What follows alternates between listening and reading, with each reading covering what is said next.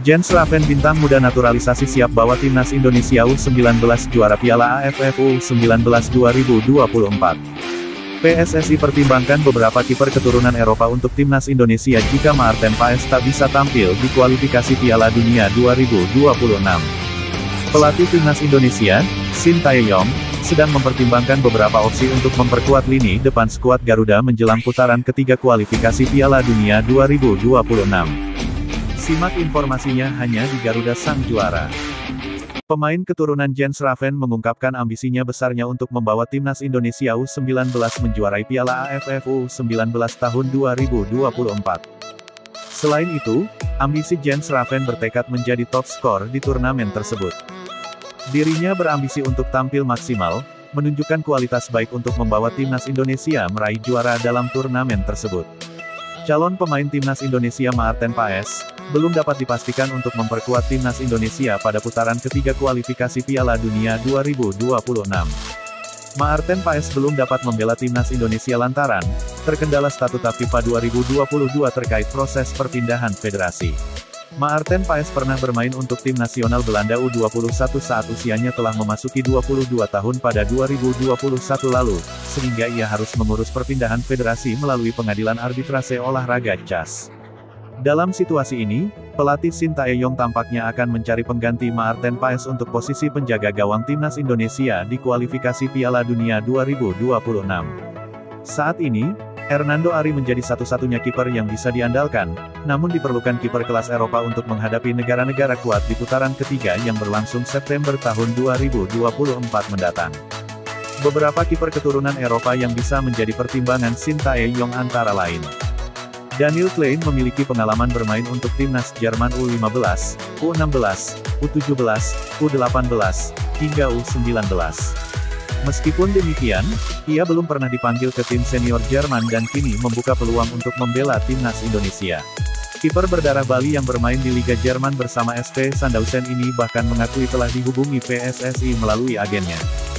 Emil Audero telah lama menjadi incaran utama Shin Tae-yong. Awalnya, orang tua Emil yang berasal dari Lombok melarangnya untuk menerima tawaran bermain untuk timnas Indonesia. Namun, belakangan ini Emil Audero berminat untuk membela timnas Indonesia dan sempat bertemu dengan Ketum PSSI Erick Thohir. Sang ayah juga telah memberikan lampu hijau untuk ex-kiper tim nasional Italia ini. Danny van den Havel selalu dipanggil timnas Belanda dari U15 hingga U21 dan pernah bermain di klub besar seperti Ajax Amsterdam. Meskipun demikian, ia belum dipanggil ke tim senior Belanda. Melihat peluang untuk bermain di Belanda senior yang sulit, Danny van den Havel mulai mengikuti perkembangan timnas Indonesia melalui media sosialnya. Keputusan akhir masih menunggu perkembangan lebih lanjut, namun nama-nama kiper keturunan Eropa ini bisa menjadi solusi sementara jika Maarten Paes belum bisa memperkuat timnas Indonesia. Pelatih timnas Indonesia, Shin Tae-yong, sedang mempertimbangkan beberapa opsi untuk memperkuat lini depan skuad Garuda menjelang putaran ketiga kualifikasi Piala Dunia 2026. Salah satu pemain yang tengah dipantau adalah Justin Mathieu, striker asal Belanda yang memiliki garis keturunan Indonesia. Proses naturalisasi oleh Romeni, striker FC Utrecht yang juga memiliki darah Indonesia, hingga saat ini belum menemui kepastian. Meskipun Romeni sudah menunjukkan ketertarikannya untuk membela timnas Indonesia, cedera yang baru saja pulih membuat kehadirannya masih diragukan.